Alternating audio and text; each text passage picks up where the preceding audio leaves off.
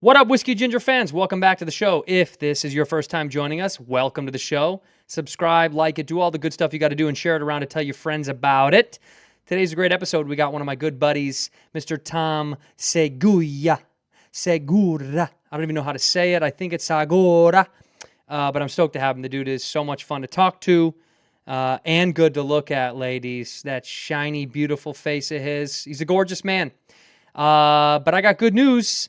For the fans, we got new merch, baby! Bing, bing, bing, bing. Like this hat right here is on the website. Go to andrewsantinostore.com, andrewsantinostore.com to find all the brand new merch.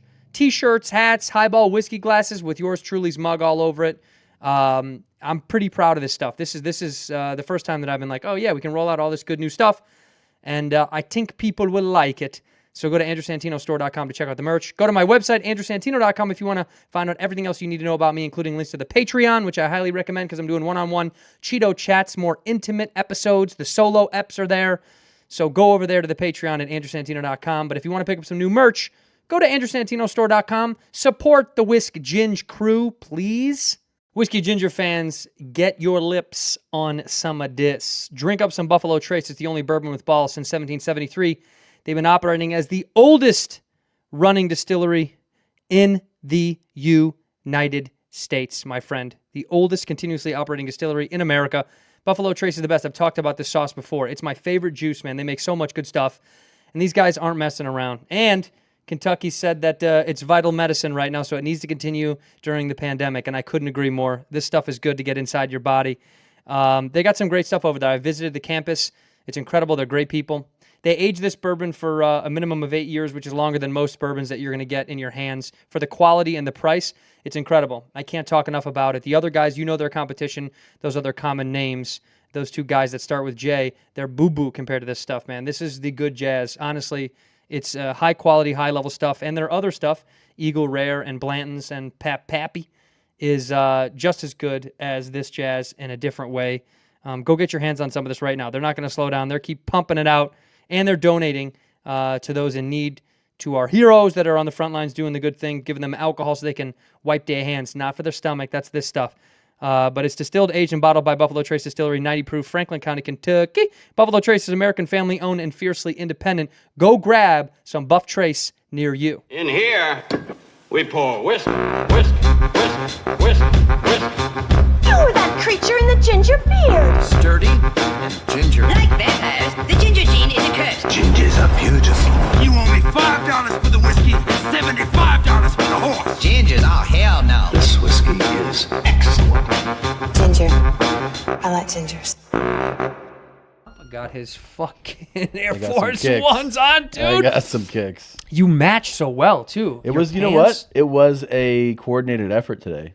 Meaning that I knew I was coming on here for the first time. Yeah. Waiting for the invite for a while, but coming on. Not true. And I was like, I threw these on, and then my son, one of my sons was standing next to me, and he was like, what shirt you going to wear? And I was like, I don't know, man. I started pulling shirts out. He goes, why don't you just pick one? You know how fucking stupid you feel as How an old is adult? your son now? He's 4.5, the older one.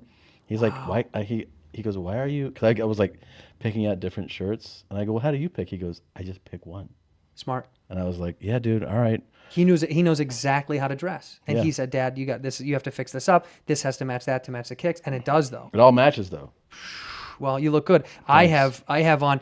This is really Those are embarrassing. nice. Yeah, these are cool Stan Smith, but they've got these hard ties at the end. Yeah. But sometimes they clank when I walk, and it's embarrassing. Those look good. But I walked into a cafe and they're like click, click, click, click. I mean, this is also, by the way, matching on its own level. Yeah, this is a match. I do matchy stuff, but it's because I only have 3 colors. Yeah, I'm kind of like you. People talk about me in the comments. Are always like, "Oh, buy new clothes," but I can't afford it, and people need to know that. I don't have any money to buy new clothes. I knew that. Yeah, you know that because you care about me, but they just want to like, belittle me, and it's like, dude, I can't afford to buy new stuff. So, black and blue and gray is all I can afford. Once you get into like reds and yellows, greens, teals, all that stuff, it's expensive. Those are thousands and thousands. I imagine. I don't know. Yeah. Isn't that what they cost when you go? I have a few. I have a yellow shirt and I have a teal shirt. They were Right. $2,800 each A piece? a piece. See, and that sounds That's for the expensive. color. That's just for the color. Do you wear them ever? I mean, on special occasions, you know. Mostly Right. I wear black because it's free. Yeah, black is always, well, that's why I wear these pants. These are free. Everything black is free clothing wise. Everybody knows that. But one day I'll get into, if something good happens in the biz, I'll be able to afford a yellow or blue shirt. I'd love to be there that day. I'll invite you. No. Okay. I want to introduce my guest. I should do that first. Ladies and gentlemen, welcome back to Whiskey Ginger. My guest today is one of my favorite people on earth. I say that for all my guests, but I mean it once again today.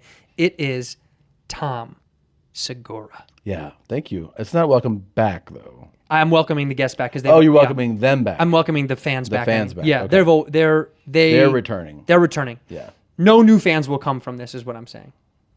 I never get new fans. Ever? I've had the same 55 listeners since we started the podcast. That's growing. It's big. That is big. It's big. We're taking over, and I got to tell you, I don't really want more people to listen to it. I think we're going to settle with this. So cheers to that. Yeah, cheers. Bottom clink because we can't. Yeah. The pandy we can't touch. Just a little bit of something for the blood. Isn't that good? Isn't that good? I like it. That's Hollywood stuff, dude. You got this from Hollywood? I called my guy Mike Hollywood and I said, "Can you get me some blood?" Yeah. Yeah. This is a 48-year-old Puerto Rican man's blood. That's good. It's really good. And it fucks you up if you drink blood? Yeah, I it didn't fucks know you up that. enough. Yeah, because it messes with the levels of your own blood. It gets inside of your own blood, and you get a little bit more. You get a little lucid, and I bet if it doesn't match, that's probably not good for you, but that's probably what makes it feel good, right? you poop it right out. You poop it right out if it doesn't mesh. Oh, really? Yep, not a big deal whatsoever. You'd be a good doctor. Thank you, dude. I just need to inform some people. For people that don't know, Tom Segura is probably one of the most, famous is a dumb word, infamous comic orators of our time. A little unknown stuff about you that people don't know is you actually wrote the original screenplay for Hamilton, for the play Hamilton. Yeah. Which I think is so annoying that guy took all the credit for it. And took all the royalties and took all the... Oh, you're not getting paid. Nope. That's offensive, dude, because that's your play. So Lin-Manuel and his mom and my mom Uh-huh. were like friendly, and they used to like spick shit together. And so, Oh, like, cool. So like when, we got to talking about, he likes hip hop, and I was like, yeah, I do too. Right. So we started kind of going back and forth, and then he's like, do you know anything about history? And I was like, I don't know anything about history. Dude, what do you want to know about? So I'm the one that gave him the whole background on, Right. On Hamilton. Dude, yeah. So he didn't know any of that stuff until you? Nothing. What a thief, dude. No, nothing. He was like, we were founded in 16. I was like 16. He didn't know Didn't know the year. Yeah. What is he? You know what, dude? But and when I saw the goatee, I thought that's a giveaway. That's a giveaway. Yeah. Tom probably said, "Oh, why don't you shave into a goatee?" Because he used to have a beard. Yeah. Well, the goatee, because what happens when you have a goatee, your lips look like an asshole. It looks like you're. So Right. I was like, I know you're an asshole. Yeah. So, why don't you Put a goatee on your face. put a goatee on your face? God, that's smart. That's a smart. Well, you do so many other great, wonderful things. You have a podcast that I loved coming on. Let me redo that. You have a podcast that I enjoyed being a part of, and it's called Where My Mom's At, and that's unbelievably. It's an unbelievably funny podcast, and I can listen to it all day. Thank you. It's really good. It is really good, and it's Christina's. That's her mom podcast. Oh. Where My Mom's At. No, Christina's is the Your Mom's House. No, the other way.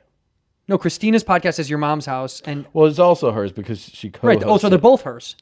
Well, I mean, yeah, but That makes sense. yeah. Yeah, those are both hers. But speaking of which, dude, speaking of hip hop, really annoyed at something that happened not too long ago. What's that? That you wore a Gangstar shirt from our mutual friend, Yeah. DJ Premier, Yes. and he tweeted about it or grammed about it. Yeah.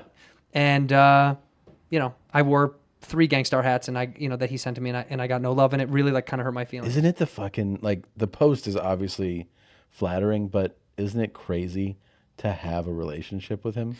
I was in my bed.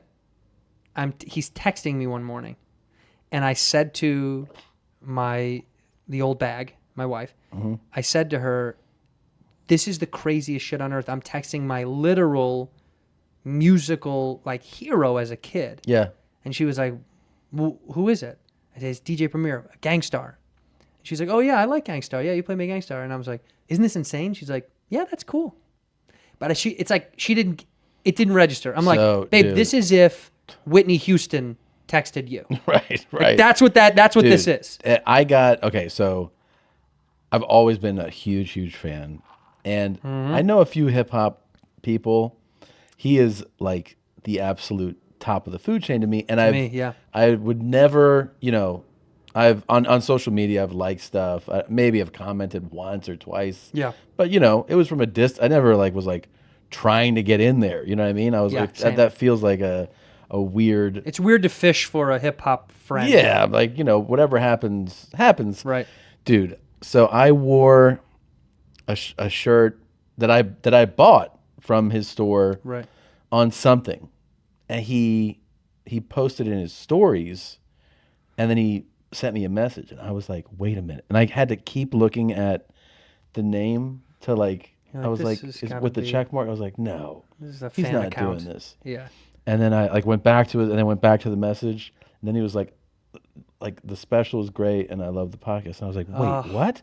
So I responded, and we started going back and forth, and I immediately started to do screen grabs, and my two college roommates, who we all listened to the same music together. Yeah. I was like, you're definitely going to shit your pants on this one, because sometimes they've seen me on a show or in a movie or something or some comment, and they'll go like, isn't that crazy that you, I go, you guys are gonna die. Yeah. You're gonna die. And they're like, what? I go, I am chatting with I said, Yeah. hero. And they're like, what? Who?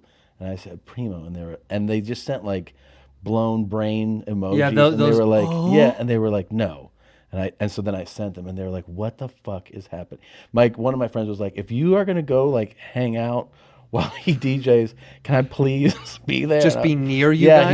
he's like, I'll do whatever. I'll sweep the floor. And I was like, dude, yeah. And then we started. Him being such a fan of comedy. It's crazy. It is wild because, the more I meet hip hop artists as years go on, of guys that I have loved forever, the more you realize that they love comedy so much. And a fan once asked me, what do they think the connection is? And I really couldn't put my finger on it. I was like, I don't know why a lot of hip hop artists love stand-up comedy. I don't know if it's much different than other musicians, but for some reason, so many hip hop artists I know through the grapevine that have been like, oh, dude, huge fans of comedy. Which I'm like, I wonder why that is versus, at the store, sometimes we would get famous musicians would come through, a couple of bands that are big into the comedy world, but it's more rare. Rory Scovel and all those guys, they know. Jack White. Yeah, they know Jack White Right. and that whole crew. They they're into it, and I know that Tool apparently, the guys that they followed Tool. Do you know about this?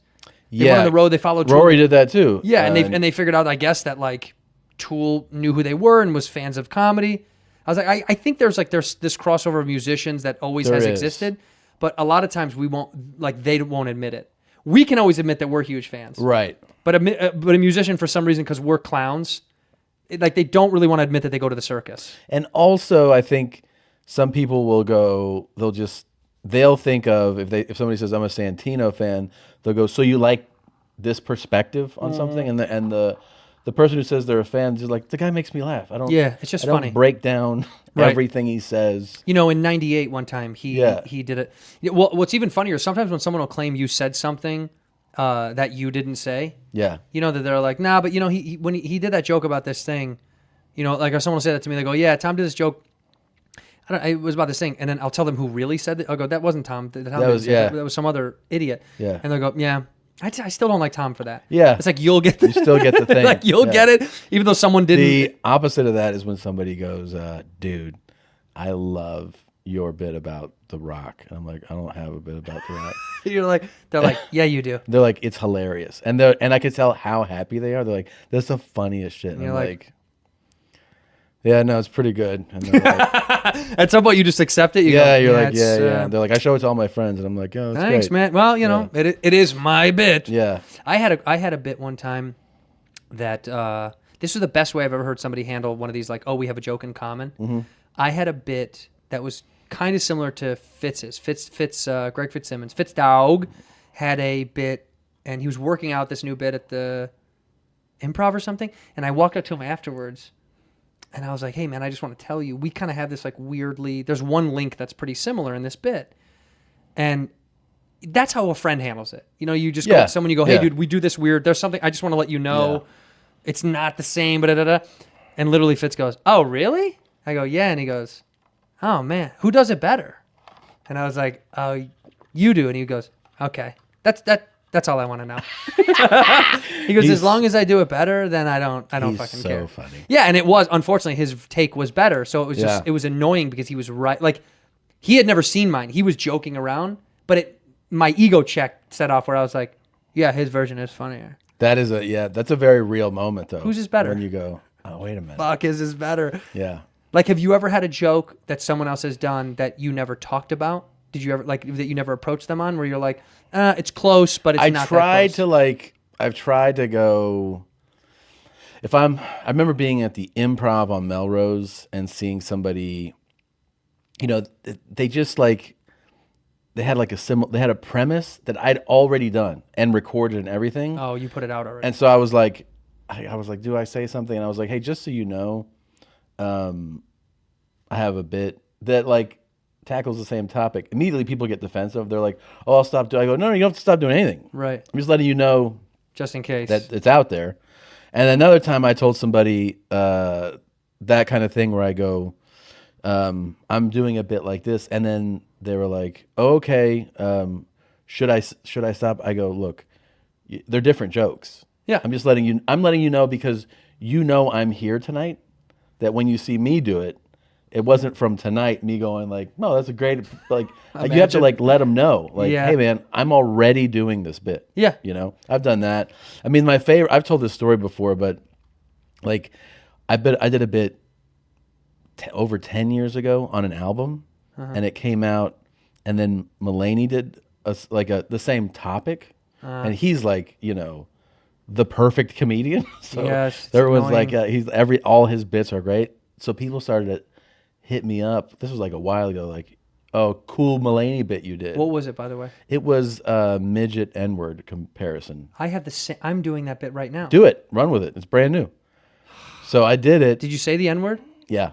I say it over and over and over. I said it like 45 times. My bit is I don't say the M word because the M word's offensive to me. Which is,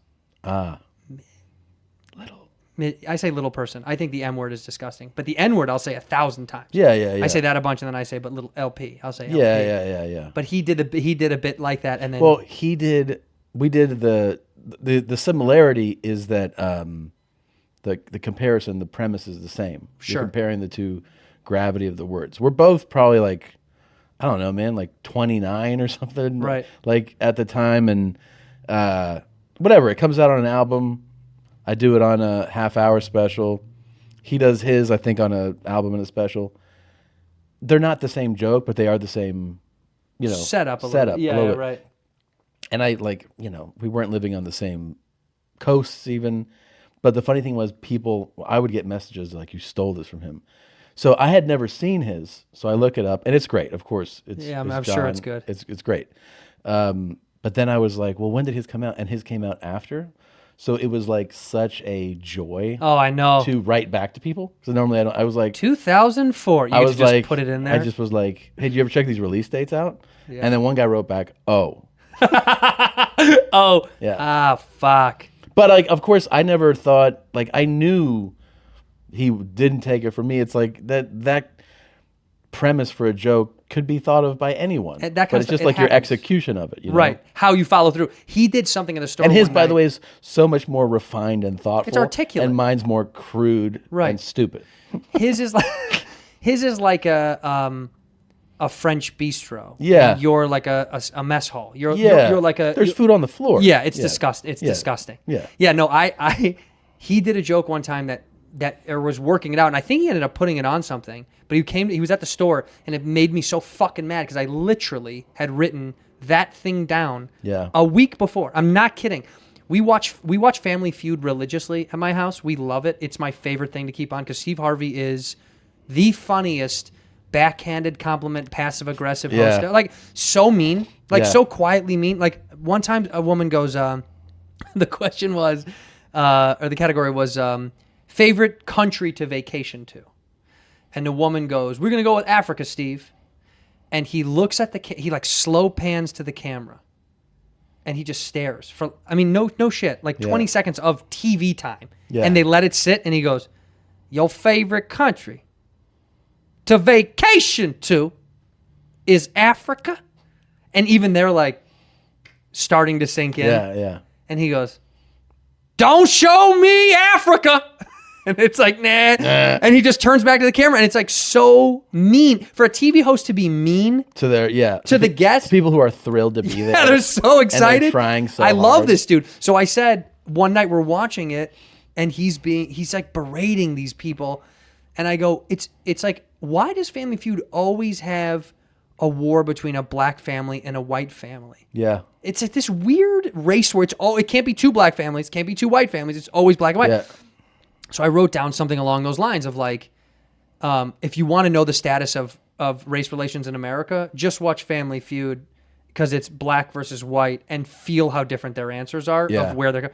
And I see him at the store, and he says something to the effect. John does? Yeah, and he says something to the effect of, a week or so later, he's in town, and he goes, nothing in life is black and white. Nothing, of course, unless you are contestants on the Family Feud. And he goes into this whole bit, and I was like, fuck me. Yeah. I don't know if he ever ended up doing it on something. Well, his like, I saw him at Melrose another time doing like stuff that it was clearly in its infancy. Right. And it was better than everybody's set. Like, Everyone's it was, well-formed. yeah. 2-year bit. Like yeah. every time I was like, that's it was either such an interesting thought, such Yeah. a funny take, such an original spin. I was like, and then I walked out of there and I was like, dude, that was great. And I go, I loved, and I couldn't like cite it. I was like, it was all good. It's all good. Every piece of it was you're very talented. Yeah. I want to dive back into this real fast, honestly, because now I'm interested. Are you an old school, like, underground hip hop fan? When you were, did you like backpack hip hop, or no, that wasn't your shit? I mean, like, some underground stuff. Like the thing, I'm 41, so when I was 8 and 9 and first buying like tapes and stuff, Yeah, same. there was a rap section in music stores. There was 10 groups. Yeah, So I just owned all of them. yeah, you know? that was your shit. Like I had Public Enemy, EPMD, Eric B. and Rakim, Yep. Queen Latifah, Yep. Big Daddy Kane, the Fat Boys, Yep. Run DMC. Yep. Like Yep. that's how I started. Right. And then it just kind of expanded from there, So Right. But did you ever get into like, in the late 90s, well, I should say maybe the mid to late 90s is when like backpack rap kind of took off, quote unquote, backpack hip hop. Like a lot of, especially growing up in Chicago, for me, it was like the Midwest rap scene of guys like Atmosphere and the Rhymesayers guy and Rhymesayers crew and Brother Ali and Mediocre and Aesop Rock prior to Aesop Rocky, which is so funny that Aesop Rocky became this super Huge, famous yeah. name. When I was a kid, Aesop Rock was an underground hip hop artist who I was obsessed with, who painted pictures verbally similar to the way that like Ghostface does, like in this very like weird, thematically off, but like I still know exactly Vivid what he's talking about. Yeah, it's descriptions, really yeah. strange. It's beautiful the Yeah. way he did it. But all those guys I really got into heavily. I mean, I've talked about it before, but I spent every last dime at this old record store at ASU's campus called Hoodlums. Every dime I made from work, I would go buy shit from Hoodlums, music of any kind, until the guys finally respected me. You know when you go to like earn a respect of something like that, and the guys are like, he's in here all the time, he knows kind of what he's talking about, we'll be cool to him. Yeah. And then they would finally give me early drops, or they would tell me about guys like Mr. Liff or all this stuff. And then I got obsessive. I got to a point when it was like, honestly, for a poor kid, like I had no money when I was in school, it was a bad habit. I was spending like $500 a week on music or going to shows. Oh, dude, it was obsessive. It was almost unfortunate how much money I was spending on. If I was talking to a girl, I'd be like, you got to come to a show with me. You know, like we'd have to go to a show. Because if she didn't like hip hop, I was like, this girl's fucking trash. Like I immediately was like, you don't like hip hop? You don't know music. Yeah. It like overtook my life. So I just didn't know if you had any of those like underground hip hop guys that you really got sunk into. And a lot of those guys, by the way, are still around. Yeah, some of them. I mean, dude, I made a thing as a joke when I tried to fuck with Bert. Well, I fuck with him all the time, but He's your handicap friend? Yeah. Yeah, I've seen that I guy. do a Yeah. thing with it. I help him out, put him on a show. Like his whole career? No, like he has special, Needs. right? Right. And so he's like, will you work with me? So Oh. it's like a volunteer thing. I bring him in. I right. do a podcast, but like it's basically like helping him, Yeah. No. I've seen, and a lot of people on the internet often say, there's a quote, I don't know if you've seen it, if you read comments, but it's always said, they call it cool charity. I didn't know what that was. And I guess there's a thing called cool charity. It's a charity called Cool Charity, and it's money to keep funding you helping Bert because they're afraid That's that cool. at some point you'll get over it and get sick of it. But Yeah. I think that's I very imagine you cool. probably feel a certain way about Bobby. Yeah, no. Bobby to me is... Bobby isn't my Bert to you, though, because to you and Bert, like there's love in your heart for him. Absolutely. And with Bobby, it's more like I literally hate him as a human and Yeah. as a comedian, and I'm doing it because it's a debt that I owe, and I have $185,000 outstanding debt at Caesars in Vegas, Yeah. and I just got to recoup some of that money back. So this is a thing I just need to do. Also, the state gives me $45 a month to watch over him. Oh, I have to check on him twice a day. but that's like gas money, right? Yeah, but honestly, it's just troubling because when you have to wake him up, you have to put him to bed, you have to clean him, and cleaning him is the hardest. Do you have to clean Bert? No, so you have to clean Bob. And washing him is tough because he's squeamish, you get him in the short. tub. Yeah, but they freak out. Yeah. He hates water. He's tubby. Yes, and when he gets in there, he panics, and he doesn't like shampoo time, and when we dry him off, it's tough. So it's a challenge, but I'm willing to do it. Yeah. I'm willing to do it because I'm a nice guy, and I do care about, Not him, but like maybe other people. other people, around him, or repaying Yeah. my debts in any semblance. I like that. Are you done having kids? Yeah. This is it forever? Did you get? I'm going to. You are? Yeah, I'm going to Are you not scared in of like that? a month. I had my appointment yesterday for the consult. Guess what? Huh? I have a hernia. You're so horny. You have a hernia. Yep. When you're a hornball, you just get hernias. Yeah, they go, it's a hernia, and I go, what's that? They're like, it's a hernia from being horny. So you're such like a sexual dynamo Yeah. that your body just pushes out stress So and they're it gonna turns into a hernia. They're gonna fix my hernia and give me a vasectomy at the same time. Where'd you get the hernia from? So I'm on like 9 weeks. I just jumped into a powerlifting. Why are you doing that? Because I was just I wanted something like different, and We crossed the threshold of when that's not okay anymore. I mean, I know I just was like bored, and I'm doing. I think like, 35 is the number when you're like, I can't be doing power. I think that I fucking did it in the last 9 weeks because I'm in week 9 of this program, and I went from doing like functional fitness with a trainer, Yeah. to deadlifting 3 days a week, squatting, doing overhead Are you press. enjoying it? Yeah, I like it. You do? I like it, and the sad thing is that like in 9 weeks I've made pretty crazy progress. Yeah. And I will lose all of it when I do the surgery. And also yesterday, after I got my they were like, you have a hernia. I was like, I told the doctor. You never felt anything? I didn't feel it. Wow. He was like, it's small, but he's like, it's gonna get worse. Like you have Mm-hmm. to fix it. I'm like, well, I tell him obviously I'm doing this program. Yeah. Can I keep lifting? He was like, yeah. He's like, you can keep lifting. I go, With the hernia? that's what I'm saying. I'm like, but wouldn't it get worse? He's like, yeah.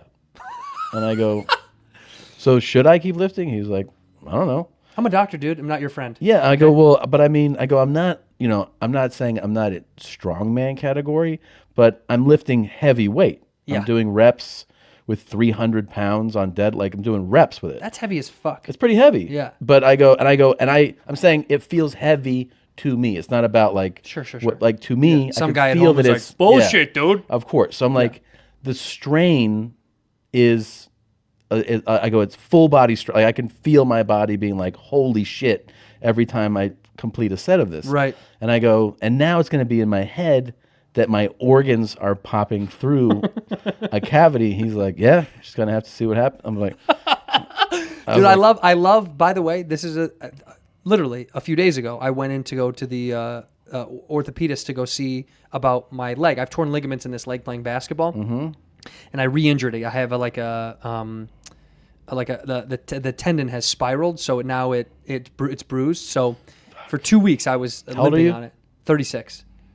Go ahead. No. Just I'm just saying, like, I know. it'll be like It's going to be worse. It's going to get worse. How it all happens. I yeah. know, dude. And so I go in, but I love the nonchalantness now of doctors, and I think it's because of what's going on in the world that they kind of don't give a fuck as much as they used to about like that. Like he was like, dude, lift if you want to lift. What do you want me to fucking say? That they're done being the guy that goes, remember when the phrase used to come out when they would go, they said I'd never walk again. I think doctors are done calling their shot. They don't want to Babe Ruth something anymore because they don't want to be embarrassed. They're like, and I walked again, Dr. Ziering. So what? Like, dude, they don't want to be that anymore because this doctor, she goes, we need to take x-rays. So she takes x-rays, and I said, well, I didn't break it before. I tore the ligament so bad that they thought it was broken because of the bruising was insane. And she takes x-rays. She's like, yeah, you didn't break anything, and there's no irregular tendon placement. So you didn't really tear much, but it's just the twist and the bruising, right? So then I said, well, I'm in this golf tournament, and I like really want to play. Like, are you going to tell me I'm not supposed to play? And she goes, oh, no, when is it? And I was like, it's tomorrow. It was literally the following day. Yeah. And she's like, no, yeah, go ahead. You can play. Just, are you going to wrap it? She was like, are you going to wrap it? I'm like, should I? She goes, yeah. I was like, what the fuck? I was like, she's like leaving it up to me. And she goes, yeah, look, you can. Do you play golf a lot? Yeah, a lot. A lot? A lot, dude. A lot. I know I've talked about it on here. I'm joining a club. I know I'm a little embarrassed. A nice one. Yeah, it's a nice one. Yeah. I'm a little embarrassed about it because I never came from country club lifestyle. Like, you love golf though. I love it so fucking much. Here's the thing: if you get me out there, I would become the junkie. Yeah. See, yes. I played golf when I was end of high school, going into college. My parents at the time lived on a golf course. Oh, you grew up on a golf course? Well, no, they moved there as I was going to college. You grew up on a frisbee golf course when you were younger. That's right. Right. And then I went to visit them, and I had the summer free. I was working, but had a lot of time. And then they live on the course, so I can just walk on. And I started to play, and here's what I got to. I got to the point where I could join you for a round of golf and not feel humiliated. Oh, dude, let's go. Well, no, that's then. Oh, yes, sorry. Yes, right. Then I played a little more. Then it was one of those things where like the next time I played golf was like a year later, and I would just slice everything. And yeah, when you take time off, it really falls apart. It fucks up. Well, dude, and it's funny. As I've gotten older, I've had people go, "Oh, I didn't even know you played golf." Like some people that know me well are like, "I don't know," because I go by myself a lot, or I go with comics I know that golf. Who golfs? A lot of us. First of all, Scoville, to bring him up again, Rory, Jay Larson, Chris Porter, Brad Williams, Jimmy Schubert. I played with KP Anderson. Do you know KP? Yeah, I know KP. My God, dude, it's an endless list of guys. Who's good? Who's really good? Court McCown is the best. Oh yeah, I knew that because he was he caddied for Jesper Punovic, who was a pro. Court by far is the best. He's like legit. He's a scratch golfer. He's fucking phenomenal. Wow. Yeah, he beats the shit out of everybody we play. When we play and people talk big game, then we put up money. We play money games, and it's never big because I don't feel like losing money to a guy that's that good. Yeah. I'll lose money to a friend that's my level. Yeah. But he beats the shit out of us. Like he is so good, it's like annoying. But I'm better than him at comedy, so that feels good. And then Rob Riggle is a good golfer. He is? Yeah, Rob's a good golfer. Wow. I'm trying to think of there's sneaky guys that are actually good that like don't really like. Golf is always this kind of like. Bert's kind of sneaky. Is he good? Well, what we did was we went to Top Golf in Atlanta. Yes. And it was the three. It was he and me and Ari. And I thought we were going to go for like 35 minutes. Like it was one of those things where I was like, "You want to have lunch?" And yeah. Like, dude, we stay there like 6.5 hours. Oh, dude, I've been there to Top Golf. I've spent 2-3 hours at Top Golf. It's so fun. But what I'm saying is that like obviously it's not the same as playing golf, but you could tell after a while who has a nice stroke. Yep. And especially because those places they have the variations in game. Yes. So it's like, all right, this time we're trying to do this. Everything we were trying to do. I mean, he fucked up shots, but then like he was consistently hitting stuff. He's a sneaky athlete. He's a sneaky athlete. He's like But then did you see his post the other day? Where he raced that dude? He raced the bus driver. I know, I saw that. And I was like, he called me before he posted it. He's like, I lost in a foot race to Ron. I go, you lost to fucking Ron? Yeah. And he was like, yeah. I go, how? And then he shows that it's like they both have their like drinking bellies and like it's by the way. But also he runs upright. Up straight up. Yeah, I noticed that. Like, His neck is at the sky. I was like, dude, bend down and go forward. That Ron did beat him. It was very close. It was very close. It was very close. But it felt so good that Ron won. I know. Dude, when I started watching the video, that's so funny. I started watching it and I was like, I don't want him to win this. And especially because he was I like, wanted him to lose so I love bad. that he left in the stuff before. He's like, I'm going to kill him. Like, of course. Yeah, no, I'm gonna do and it. then he's like, well, I already ran today, which is the first things when somebody's like, whenever that dude competition thing happens between men, whenever we do that thing where they're like, you can't hit that shot. And it's like, okay, well, I worked out earlier, so Yeah. of course I'm tired. Like, the excuses flow. Bert's a sneaky athlete the way that I used to feel about Paul Pierce. Like, Paul Pierce has that body where you're like, he looks like a dude I know. Like, he's just bigger and kind of slovenly, but he's unbelievably athletic. Bert would not surprise me on the golf course. I bet you he's very good. There's guys that I play with, I'm not going to mention names, that have dog shit, dumpy, awful bodies. I mean, dude, completely out of shape and actually unathletic as fuck. They couldn't throw a baseball. They couldn't throw a football. But out there, they're phenomenal. Yeah. It's something about... He can once you get dial the it in. rhythm- For golf, like golf's like he talks a lot of shit for everything, and you're like, you can't do any of these things. But in golf, if you were to be like, this matters, you need to play well He'll today, turn on. he would be able to Yeah. play good. He's got that thing. He has that like... he's got that forever focus where you're like, well, I'll just commit everything I have to something. One of my favorite stories is when I was getting to know him, we went to Hawaii. This is like 2008. And so I didn't really, we're hanging out there doing this show together. And I was like, oh, did you play, I can't even say. I go, did you play football in high school? And he was like, I was supposed to be like the next great player there, but I got injured. I was like, who, what? What do you mean? Supposed to be. What do you mean? He was like, no, I was like, he's like, I was really good at baseball. And I was like, uh-huh. And then like, I was supposed to be like, they were expecting me to be like the next like all-state player. And I was like, why would they expect that of me? He's like, because I was just like so good at other things. But then like I hurt my shoulder. And I was like, this guy. That's why they thought you were going to be the next great thing? Just because you were good at stuff? Has expectations that you'll be an amazing athlete. You see at this some guy point. in layup drills in gym class. You know he'll be You good. know he's at going to free be an safety. all-state football player. There's no doubt about it. Did you go to school with pro athletes ever? I When played you- in high against school? one. I had Heath Evans on my podcast. Oh, you went to high school with him? I went to high school, rival high school. Okay. And you know what was amazing? I was thinking about this yesterday. I still can't, because it would amaze me watching The Last Dance, with Jordan. I was like, how does he remember?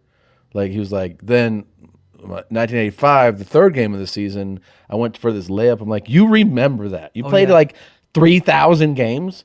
And like, so with Heath, my football career ends as a senior in high school. So I go, well, my memories of those will be more clear to me. Yeah. He went to Auburn, and then he played 10 seasons in the NFL. And I had him on. I was like, I don't know if you remember, but our sophomore year, he's like, yeah, we beat you guys, or you guys beat us, but I had 156 yards. I was like, wait a minute, what? Like, dialed that shit in, dude. He remembered it exactly. That to me, this is a great point. Dude, that is the definitive difference that I've noticed between people that are pro athletes and just guys that played up to a certain level. Because I know guys that played sports in college, they don't remember much. They remember a good amount. Yeah. But pros, for some reason, they'll name you the fucking second game of high school. They'll go, yeah, I made varsity when I was a freshman, and I dropped 6, and I got benched because I was close to fouling out. And you're like, how do you remember? fucking... Dude, he remembered, like, so he went to a garbage football team Where'd in he high go? school. He went to a place called King's Academy in Palm Beach, Florida. Trash. And, well, they were just a horrible football team. Right. But they had him. Right. But, like, so we beat them every year. Yeah. But he, like, you would, we all knew his name in high school. You know what it is when you know an opposing player's name? I remember, dude. Yes. And you're like, there's Heath. Right. Like, in high school.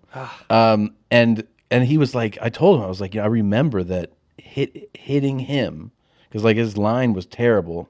He was a running back. Yeah. Hitting him in the backfield felt like somebody had a vault door and they just threw it in your face. You were like, oh my God. Like, it didn't feel like hitting anybody else that I ever hit. And I was like, dude, I remember the feeling of hitting you, that it was like, Jesus, like, that guy is a fucking Some animal. people are made. I think like whether or not you believe, whatever you believe in, God and the universe, like, you just know if you've ever faced a pro athlete at any point in your sporting career, you just can tell that they're made different. They're made different. They're like, we're different than you. And you know right away, you're like, oh, their resiliency, the strength. Like, there's little things where you go, holy shit, this is supposed to happen. Yeah. This isn't, I worked really hard. I mean, they do, but it's also like, this is, built different, this is the though. thing that happened, and I just happened to be. My high school had, I mean, in the 4 years I was there, I think we had like 8 pro athletes. Really? And 1 Olympian. Yeah. What, in Chicago? Is it Chicago? Western suburbs of Chicago, yeah. I went to high school in the western suburbs. It was crazy. My schools were huge. There were like 4,200 people Big apiece. school, yeah. And they were sister schools, so they both had the same Yeah. size class. But it was like two brothers that both played in the NFL. Well, there's 4 NFL players, but 2 of them that were brothers, which was insane. And then in the sister school, Candace Parker, who's like one of the best all time. WNBA players of all time. All time. Yeah, and she dunked in high school. I remember when people used to joke about. Oh, it was on. I remember footage of her dunking was on ESPN. It was. Yeah. Dude, when she dunked in high school, it wasn't even a surprise because people knew about it. Yeah. So when it got national news that she was this phenom, people were like, yeah, we know. Her brother, Anthony Parker, was a pro NBA player, but no one talked about her because it was like, oh, it's his sister Candace. And then by the time she fucking sprouted in high school, not only did people know she was going to be a pro athlete, they were like, watch what she does. Dude, she used to beat the shit out of the boys team. Beat the Really? shit out of the boys team. And they had good ball players too. She was just like a Built new level. different. But Built now, different, when yeah. you watch it for the first time, you go, holy fuck. I remember before we transferred, I moved to Florida from Milwaukee, and I went to a big public high school in Milwaukee. Where in Milwaukee did you live? In Mequon. Really? Yeah. I didn't know you ever lived in Wisconsin. Yeah. That's why I like you and I hate you. Yeah. And I can know that's Now why you know now. why. Florida, I like you. It doesn't bother me. Yeah. Wisconsin, I know why I hate you. Yep. Mequon. Mequon, man. I Wait, went what to the fuck? Homestead High School there. You did? How Yeah. long were you there for? Well, I went there for 7th grade, 8th grade, and then the first semester of 9th grade. And so when I remember that when I left middle school, by the way, I'm so annoyed at these they're like class of 2020 and it goes middle school. And you're like, you really going to post that? Not a real thing. My kid finished 8th grade. Not a real thing. So anyway, we transferred or you moved from middle school to the high school. High school at the time, middle school was pretty big. It was like between 2,500 and 3,000 kids, right? It's pretty big. That's big. Yeah, it's a pretty big high school. Yeah. And you start like I was playing a lot of basketball, and I was like a lean, pretty tall 8th grader. Yeah. Playing basketball, pickup games every day, front yard every day. And I remember one day we went to the gym at Homestead, and there was a pickup game going on, and this guy. There was 2 guys. One guy named Ofuma Obitua, who Ofuma Obitua. yeah. And I know how good he had he is. fucked off Yeah. with athletics. He had a big gut. And like Gave up. He kind of gave up, but he was playing this game shirtless with his gut like bouncing, and he did a 360 dunk. Fuck off. And we were like, "Oh my god!" And then another kid whose name I don't remember, he went on a fast break, and I found out he was a junior in high school. And on the fast break, he cupped the ball here and did a full. Yeah, like a Jordan. That. And then Yeah. we were like, oh my, and we were like, is this what high school's like? Yeah. Because like this will be It demoralizing. is though, and that's when you start going. When you go, fucking tennis is cool. Yeah. That's when like golf for me. Yeah, you're like, high school is when I I could really fell in love dominate. with golf because Yeah. I was like, I don't think I can play basketball much longer. See, for me, like the basketball thing is more demoralizing. Like in football, if like we had in football, I had the 100-meter track champion on my team. So like you're just like you see him and you're like, yeah, I'm never gonna catch him. Yeah. But he's also on my team. Yeah, and that's it's just and you just watch him and you're like, holy shit, he's so fast. But then with power, like with Heath and like there's other like I played against some all-American linemen. I don't know, you just kind of go like, yeah, I got owned this play, but the next play maybe you get one on him or Sure. something. And there's something that for some reason in basketball, if you're playing with people who are like way on another level. Yeah, I have. It's embarrassing. It's so embarrassing. It Ugh. is so demoralizing to have somebody just like shove you and then dunk and then their dicks in your face. And you're like, fuck. Dude, Baron Davis and I did a show together. We became buddies, and I went and played with them one time just for fun. Yeah. It's not fun. It's not fun. It's not fucking fun. even if you're like, I'll just stand at the key, I'll just jack up a 3 when somebody gives me the ball because they feel bad because, Orange Whitey is open. Yeah. And even then, it's not fun because Yeah. you miss by a mile and they make fun of you. Yep. And then the opposing team makes fun of you, and then your team goes, "Why the fuck you shooting that shit?" Yeah. And you're like, "Okay, I'll go sit down." Yeah. I just don't want to. It's like you realize how much better you need to be to continue to play those kind of sports in life. So bring it back around. That's why I love golf. Golf's great. I don't man. need to fucking do things. I just can be good at my And it's little also, thing. it's a gentleman's sport. Yeah. And like, even if you love it because I know it's addictive. Like I haven't played in a long time now. It's addictive, and you're outside and beautiful. But you can meet like so many incredible people in Dude, that. that's my game. favorite part. By the way, that's the thing about clubs, which is kind of nice, is like a lot of old athletes that live in LA, they join clubs. Yeah. So you get to meet guys, and I'm at no liberty to say, but like when you're like, oh shit, he played. It's just it's cool thing to see old athletes, because this is another thing that no one knows about old athletes. I don't care what color you are. If you played pro sports, when you're done, you play golf. Yeah. Every single one of them. Like it also, used to like, be a this lot of, white like, sport, not anymore, dude. A lot of these cool old Hollywood dudes play golf. Yes. Yeah, they all do. Yeah. Yeah. It's pretty cool. Pesci.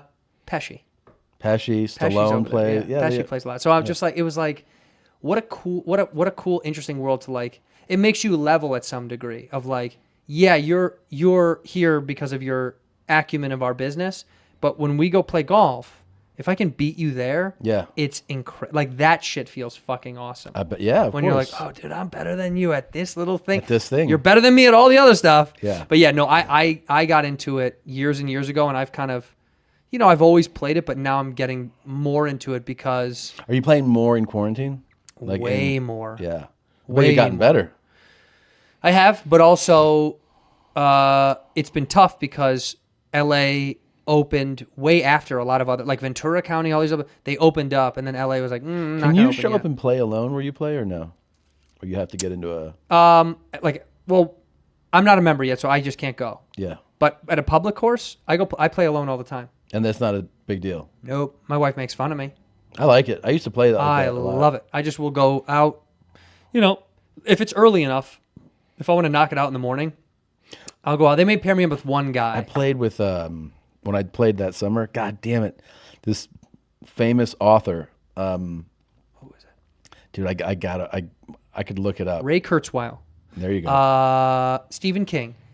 This is how many books I've read. Wait, like I'm going to 6. text right now. Yeah. See if I can get an answer while we're doing Yeah, that's good. Okay, hold on. In here, we pour whiskey. Gentlemen, listen up. I know you want to smell good. I know you want to look good and feel good. There's a brand new company that's offering a solution to all of your problems in this area. They're called Hawthorne. Hawthorne is incredible stuff. You get online, you take a 2-minute quiz. It takes no time at all to run through it. Easy answers. You tell them what cologne you're used to wearing, what deodorant you use, body wash, shampoo, and they create a package that's right for you. I tried it. I was skeptic, I'm not going to lie. And I was like, whatever, send me this stuff. Let's see how it is. It's fantastic. They know all the colognes and all the past stuff that you've used, and they kind of use that and run it through analytics to find out which scents are going to work best for you. So if you're still wearing Cool Water cologne from high school, come on, step it up. Or Drakkar Noir. Change up your game. Go to Hawthorne and let them outfit you with some new smells, shampoo, and body wash, which I very much so enjoy. The lady likes it too. A little spritz here on your undercarriage. Stinks good for the late night session, my friend. Go check out their stuff. You really will enjoy it. Take an easy quiz, and then it's totally risk-free for free shipping and free returns. What else do you have to lose? Guys, don't smell like crap anymore. Go to Hawthorne.com, that's Hawthorne with an E, and use the promo code WHISKEY to get 10% off your first purchase. That's Hawthorne, HAWTHORNE.com, and use the promo code WHISKEY, get 10% off, and smell better. Back to the episode. Ginger. I like gingers. Wait, let me transition to something else. I used to talk about this on the show all the time, and now I don't anymore. Do you remember your first time that you got drunk? Because I know you have a relative memory of that. Yeah. Of when you first got fucked up. Yeah. What is it? Can you tell me? Yeah. What you text? And Tom is texting his agent right now, and I can see it reflecting off of his eyes, and it says, "Get me out of her," and he spelled here wrong. What an idiot. He spelled it H-E-A-R. What an idiot! Oh, I hope nobody calls in a moment. Makes me leave. First time I got drunk. The first time I got absolutely shit faced, I was 14. I mean, like really fucked up. 14. Yeah.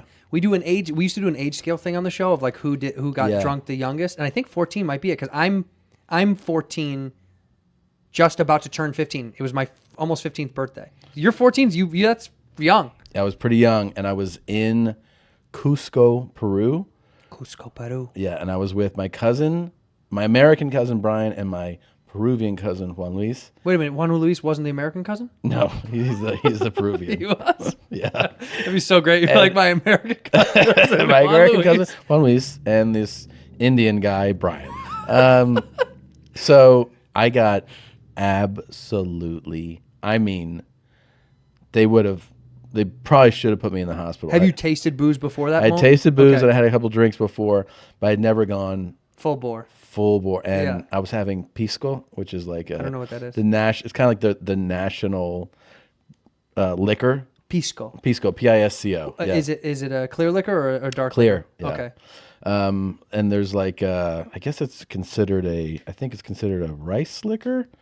You know how they make liquors of different. Yeah, sure. I'm trying to just. Well, give you know, like rice wines or like soju. Okay, sorry. Colorless or yellowish to amber colored brandy produced in winemaking regions of Peru and Chile, made by distilling fermented grape juice. Yeah. Sorry. So I'm just letting you know what it is, but it's. No, but I like that. I'd like to know. I used to. So I had sampled. They have a drink. It's a very famous drink called Pisco Sour. Pisco sour. Yeah, and it's like the national. And everybody has it. Oh, I mean, yeah, it's a staple of the. Does it taste good? Yeah, it's great. Oh, it does? Oh, it's Okay. delicious. So we start drinking them, and my older cousin who lives down there is probably like at least 10 years older than me. So he's probably like 25, 26 at the time. He's got a chaperone, making sure we're all like Yeah, we're right. big boys, but he's Yeah. he's the adult. I don't remember so much when things turned, but I remember that I just stopped speaking English. You speak Spanish? Only Spanish. And my American cousin was like, "You were berating me for my poor Spanish, but you did it in Spanish." And then I had a jacket on. It gets cold. It's up in the mountains there. Sure. And I lost it at a bar, and then I just cried about my jacket. And they had to like carry. I mean, I threw up on the streets. And they had to carry me back to the hotel, and I was bawling about my jacket. Yeah, you missed that fucking jacket. I missed that jacket, and then I would just turn to my cousin, and I was like, "You only speak English," being By the way, belligerent. I bet you woke up the next morning and you felt fine. Yeah, Those days are so fucking far gone. they're gone. I miss them. Like, I miss the idea of just... Those 2 sips will fuck me up for a week. Really? No, but I No, but like, seriously, some people are like, I have one drink and I'm not feeling well. if I have booze, Mm-hmm. like I can have a couple beers, fine. More than 3, it's like a problem. Yeah, I don't have beers anymore because of that. Wine is like the only thing I feel like I don't really think about it afterwards. Yeah. But if I have like 2 bourbons, it's not that I'm fucked up. It's that the next day I'm like, oh man, like I don't feel great. Yeah, my you're energy's back. Yeah, I don't feel good. There's something about it that, like, but because wine is typically accompanied with meal, right? Yeah. So you're going to have food with it. Where bourbons, I've sat at home on a stomach where I haven't eaten my dinner and just had a couple of sips, and then the old bag is like, let's go do something. And then we go do something somewhere. And then it turns into like, I've had a night of bourbon and the next day is ruined. I Yeah. never used to be that guy where it was like, it ruined the day. Now, if I have too many, I officially ruin a day, which Yeah. didn't exist back in the day. I was It like, ruins the day. Yeah, it ruins the day. The day is beat. I hate It that. Sucks. Yeah, no, I can't do it anymore. Used to It's a bounce- bummer. I don't know, like the body, because we were talking about things start like right before I started that powerlifting plan. Yeah. I was getting Zoom trained at home. Yeah, And the guy was having me do a interval thing where it was like 40 interval training is great. Yeah, Yeah. But so one of the like sequences was it was a barbell with light weight on it, Mm-hmm. but you were supposed to like clean and just press it overhead, Right. But like rapid fire, Like go go for Right, 40 yeah, yeah. seconds. He's like, keep going. I remembered that I had one of them up, and I think I got lazy with it. I just kind of dropped my shoulder, and I was like, "Oh, that feels like it has not felt the same since. It's been a few months now. Uptight up here. It's somewhere in my shoulder. Oh, your shoulder. And like there's certain positions where I can feel it in, Right. like clicking, and I'm like something's wrong. Ah. So I told my doctor, I was like I don't know what it is, and I've continued to work out, but it's definitely something's wrong with my left shoulder. Right. And he was like, just go to this guy, I'll give you a shot. And I was like, but are we gonna find out what's wrong with it? And go to the guy. he's like, just get the shot. Shut the fuck up and go get the shot. And I go, so should I keep working out? And of course he's like, yeah. Yeah, he's like, dude, I've already you're told you gonna this. die. Yeah. Yeah, work out. I Work don't out, fucking man. care. I don't Just care get the shot. what and you man do. up. I don't care what you eat. Yeah. Just get the shot and shut up. Have you ever had that where a doctor says something that you know is bad advice, but like, we had a friend who's a doctor who goes, somebody ordered a turkey burger. We were out to lunch. I'll never forget. And he goes, oh, turkey burger. He's a doctor. Yeah. And he goes, turkey burger. And the guy that we're with is like, is a bachelor party. And he goes, yeah, man, I don't fucking feel like red meat today. And he was like annoyed that he, because I called him out. Yeah. And he was like, ugh, dude, just get the burger. Like, do you like the taste more of a turkey burger? And he goes, no, dude, I'm just trying to be a little bit more health conscious. He goes, as a doctor, not your doctor, but as a doctor, I'm telling you, the difference is minimal. Over the course of time, over the course of life, caloric, like fat content. He's like describing all this stuff. And he's like, it just doesn't matter. And I was like, oh, shit. Yeah. Like, it just kind of had this, like, it was just a check down. He's like, because you're going to have fries and we're going to have 40 beers. Yeah. So the fucking 19 grams of fat you save will make up for somewhere else. Just eat the fucking burger. See, I'm your friend. Yeah. And my wife is that doctor. Yeah, that's just like... That's my life. My life is like, I made a good decision today. She's like, I know croissants make you happy. Just eat one. I know, but Yeah. and she's right, by the way. I know. That's the thing is that like, I'll go, like today I boxed this morning. And What time do you box early? 10. I can't work out before 9. I don't like it, but I can't do. I wouldn't do the lifting thing then. I can do it's because it's more like a cardio workout. Yeah. That to me, I don't like to do it. I don't like that 8 a.m. shit. Fuck but I that. can do. That's insane. I can do 10, 11. But anyways, I do it, and whatever. I probably burned like 600 calories or lot, something. yeah, a lot. It's you're just pouring sweat, and then I come inside, and then my wife's like, "You want to try these cookies?" And I'm like, you see me soaking wet. She's like, she's always like, what is it going to kill you? Yeah. And I'm like, I know, but like, can't you just imply? No, she's right. Yeah. She's right. Like, my dad just did this to me. My old man goes, this is my favorite. This is how my dad thinks now. Now that my dad's been retired, this is like everything to my dad. He'll find something that dads do this in general. They find something that proves what they already wanted to believe. Yeah. Like he goes, I read this article in Golf Digest. Tiger, after all this working out and all these injuries, he says that he almost wishes he never worked out because now he's in so much pain. It's like, did it really help? Who knows? I'm like, Dad, that's insane rhetoric. First of all, what he's saying is he wish he didn't work out that hard, as hard long. as he did. Yeah. And my dad's like, I don't know. Sounds like he wish he never worked out. Yeah. Because my dad's trying to mail in the workout, and my mom is like, no, because now that he's retired, he won't do. He's doing a lot less. I mean, he's come back a little bit, but for a while, the moment my dad retired, he was like, "Fuck everybody." He was like, "Give me a drink, give me a bratwurst. I'm gonna watch TV." He just didn't want to do. He's loving it. Yeah, he was loving it, dude. Finally, he deserved it. He worked his whole fucking life, and he got fucked over. He got fired from a company he worked for 3 decades.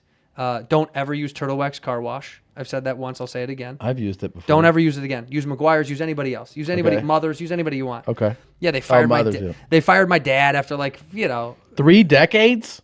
Yeah, of employment. Yeah, the company was folding. It's a family-owned company. They'll be buried by the time this podcast comes out. But no, it's just my dad's loyalty was insane to the company, and that was also why I've said this before. Why my dad was so into me doing what we do, because he was like, "Yeah, you're your own boss. Yeah, you're it's your great. Own, It's the you're your best. own victim, and you're your own victor. So like there's no one to blame, and you can take the credit, which is nice. He's like, don't ever spend your whole life working for someone who doesn't give a fuck about you, which is what.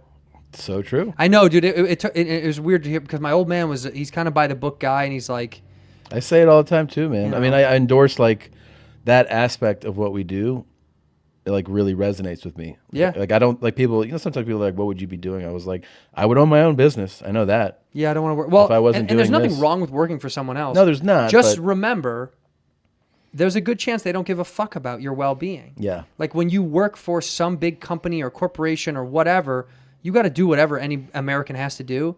But that proved to me that, man, these companies, they'll fucking spit you out after you were like, I'm loyal to you, I'm loyal to you, I'm loyal to you. And they're yeah. like, cool, man. Thanks for the $8 billion over the course of so many years. Fuck off. I've had my uncle got super fucked by a company he basically built. Yeah, he built. Oh, he built. Yeah, like he was the guy that built this independent company up, and And they don't give a shit. they don't give a Isn't shit. that This is wild? who I played golf with 20 years ago. I can't believe he's alive. Wow. And Can I say his name? sure, This is Stuart Woods, an American novelist, by the way. he's got a lot of books. 82 man. years old. He's a book god. Yeah, Oh, dude, I know. I've seen this guy's books. yeah. You recognize these Stuart Woods books because you've seen them in like airports, Yeah. kiosk He's spindles. massive. Yeah, dude, he's one of these guys that does.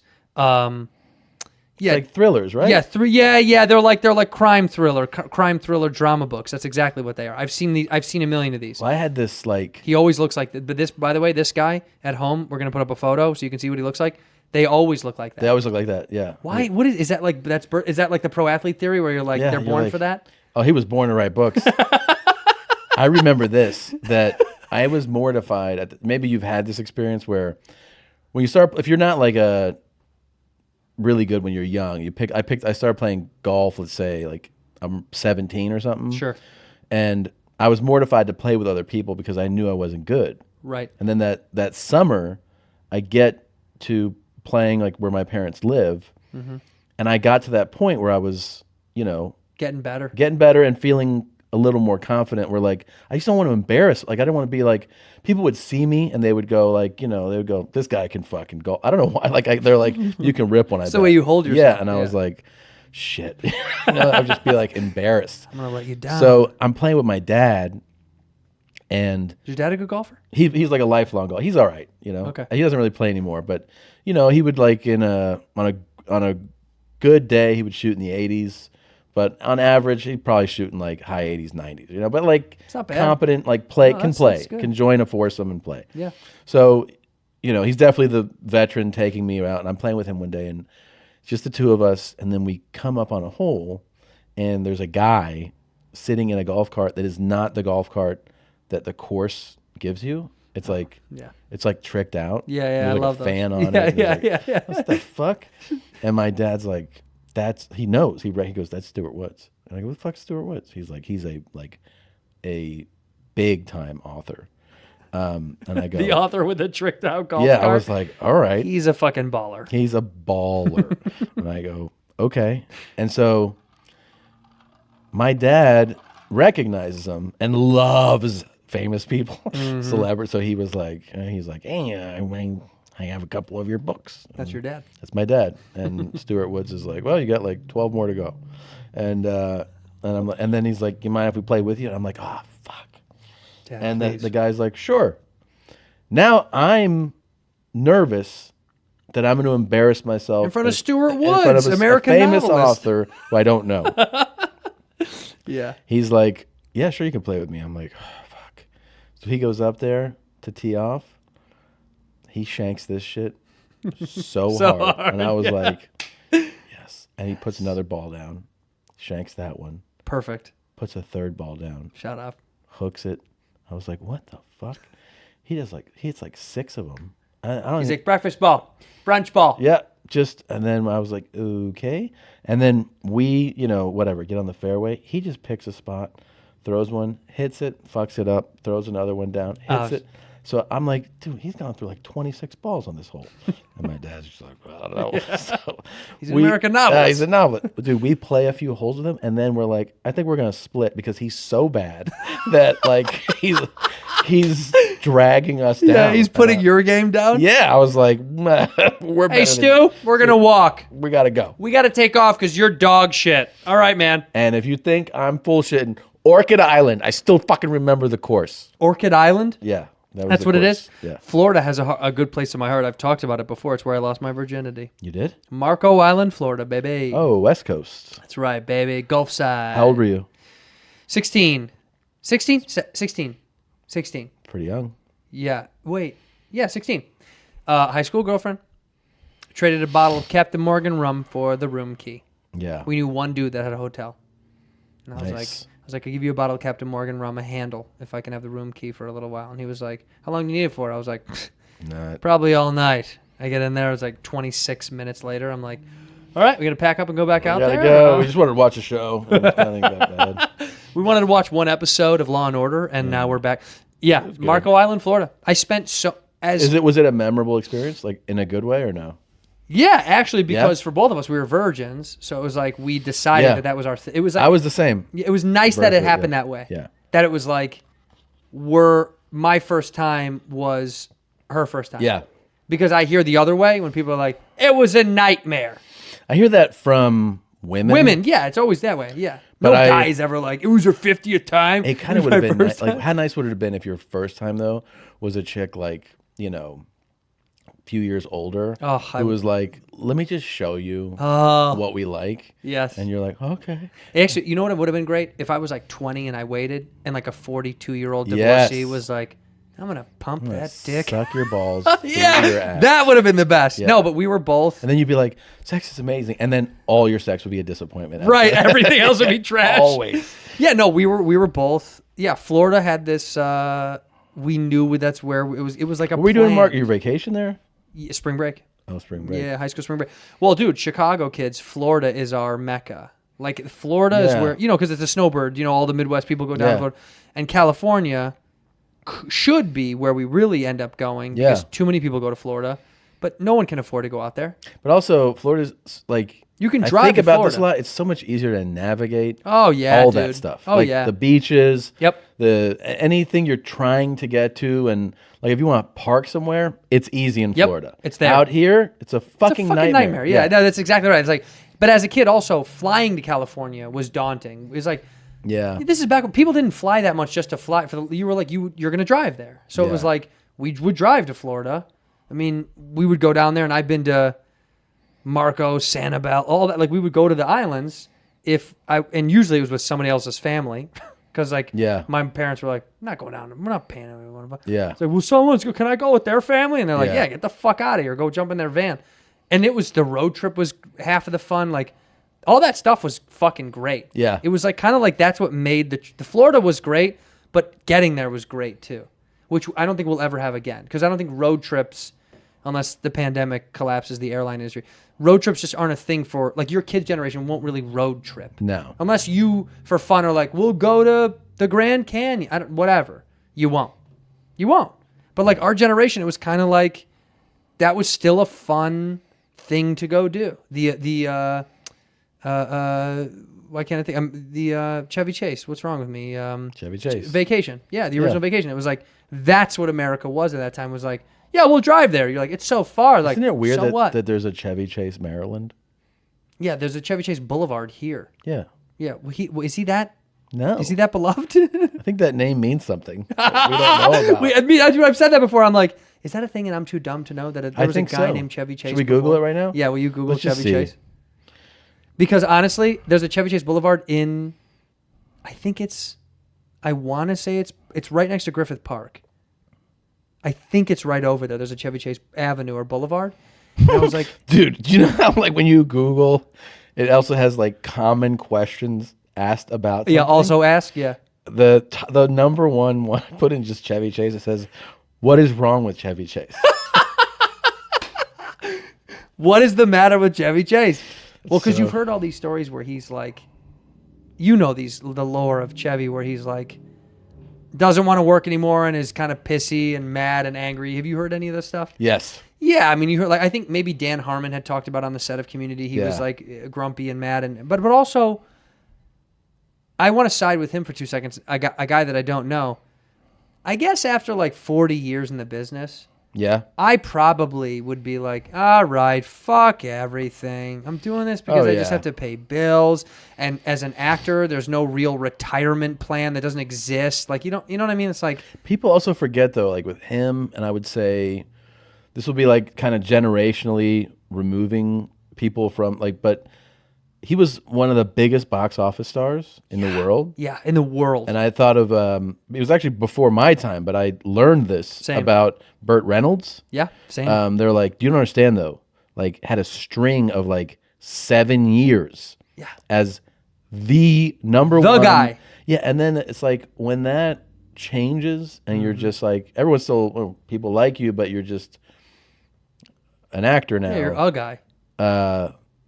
That's gotta be It's got to be hard. Well, but also it's kind of hard to see in a business where like there's people, dude, that have made like 9, 10, 11 box office bombs. Yeah. And the business is still like, we love them. yeah. But you're like, but they keep eating shit. Yeah. Like, I don't think you could name one legitimate Jennifer Aniston movie where you're like, oh, dude, the movie's incredible. It's an amazing movie. No, and I'm not shitting on her. It's like she's just been in a lot of stuff where you're like, it's okay, I don't know. Yeah. But Friends, They and people love are like, her. but Friends. But Friends. But it just helps. Like, I that just saw helps. a thing where Colin Farrell Yeah. was starring in things for a while. Yeah. And he said in something recent, like you could probably find it, Right.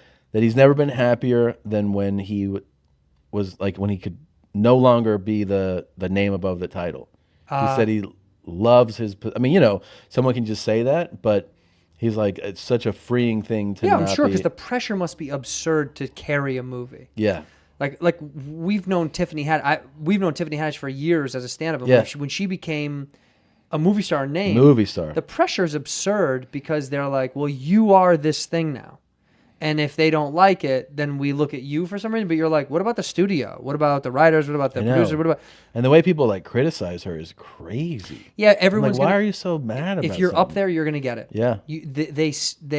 We are, I don't know the term, but we love to go as high as you can get. Yeah, And then and when then- you're up there, you're like, come on down. Come on down. Yeah. It's such a sick business. I wanted to educate you a little bit. Yeah, please. The name Chevy Chase is derived from Chevy Chasse, the name of the land patented to Colonel Joseph Belt from Charles Calvert, 5th Baron, Baltimore, on July 10th, 1725. Holy shit. It has historic associations to a 1388 battle between Lord Percy of England and Earl Douglas of Scotland, the subject of the ballad entitled The Ballad of Chevy Chase. Wow. At issue in this chevauchée, a French word describing a border raid or hunting grounds, or a chasse in the Cheviot Hills of Cheviot Hills.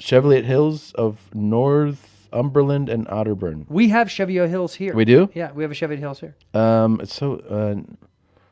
I don't Wait, know. is his real name not Chevy Chase? I have. I'm reading about the name, the word. Me and you just got on- okay. So we got on despite separate rumor text and thread. speculation, Chevy Chase, Maryland has no direct relation to actor and comedian Chevy Chase. Both are named after the British ballad. He was named, so he just happens to come from Chase, last name Chase, and is named that as such. Yes. His real name is Cornelius Crane yeah. Chase. Yeah.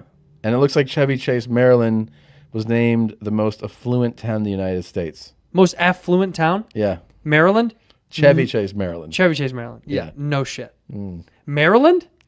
You've been to the Northeast, right? Yeah, oh yeah. Yeah. Yeah. I get lived that. there. I lived in College Park for a while. Where University of Maryland For is. school, yeah, I was just going to say. I didn't but go there. school but is always different because, you didn't go to school, you just around? I just like college. You like college parties. I love college parties. You know what's so funny about that? I partied with guys at ASU Yeah. that were like 24. You went to ASU? Yeah. Jesus. Yeah, man. I know. We wiped down the chair before you sat in it. Thank you. I remember partying with like 22, 24-year-olds when we were 19, 20 when we first got in. You're like, they're 58. Yeah. I was like, Yeah. these guys are 106. But I was also like, they're the coolest dudes on earth. And Yeah. I was like, what do you do? And the guy's like, Jiffy Lube. And you're like, fucking dude, what are you, a billionaire? Yeah. What do you got? What do you got? 6 houses I already? remember, dude. Yeah, we had dudes that like party with us that didn't go to college but lived in college. They lived in college. Like they would meet us on campus. They would hang out. Like they were in college, but they weren't in college. Yeah. It was the weirdest feeling of. I remember being in college and having non-college. like college yeah, friends? like local. Yeah, local. And I went to a really small school, so like you see them, you notice them more. You know what I mean? You're like, Yeah. you've been at these parties for a while now. He's like, I'll never leave, dude. Yeah, Started at 17. I'll never fucking leave. go away, dude. Yeah. Bryson. yeah. That was a lot. There was a lot of California transplants in Arizona. Those schools have both of them. U of A and ASU have just insane reputations. Yeah, for what? For academics, you mean? You've heard like Yes, biology. we are the best at bio. We're the Yeah. best at chemistry. Yep. And ironically, also at math. That's crazy. Yeah, I went to school. I got my degree in hydroponic chemical engineering with a minor in heart surgery as a focus. I'd never even heard of that. Yeah, it's a new class. It's one class. Heart Surgery focus. Yeah, heart surgery Focus. focus. Yeah, and you don't have to go to med school because, well, at least what the professor says, med school is a lot of fodder. It's a lot of books and like. But isn't that how you would be good at it? I don't think so. I think you just have to talk about it as much as you can. We talked about it often, about what surgery would be like. Is it scary? Have you done a heart surgery? No. Oh my God. What are you nuts? No. No. We just talked about it often, but I have a degree for it. I don't think I can perform. I think it's highly illegal, but I do think the degree sets me up for a future in what could be perhaps consultation online. Have you ever witnessed a surgery? No. Have you?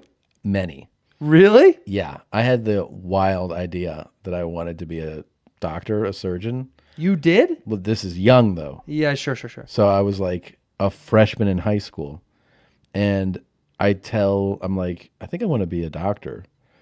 I mean, I'm a freshman. Aren't your parents like, come on? Yeah, of course. But I think they were like, well, this is a good sign. It's a good sign, but also like He's no. fucking dumb. He's not going to do We it. can't get. But I was like, yes, I do. I mean, I'm very convincing, and they're like, okay.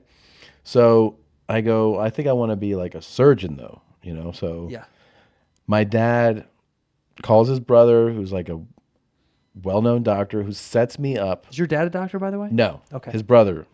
And sets me up to go to the Mayo in Jacksonville and witness surgery like for a day. To just be a part of it. Like I get there 7 a.m.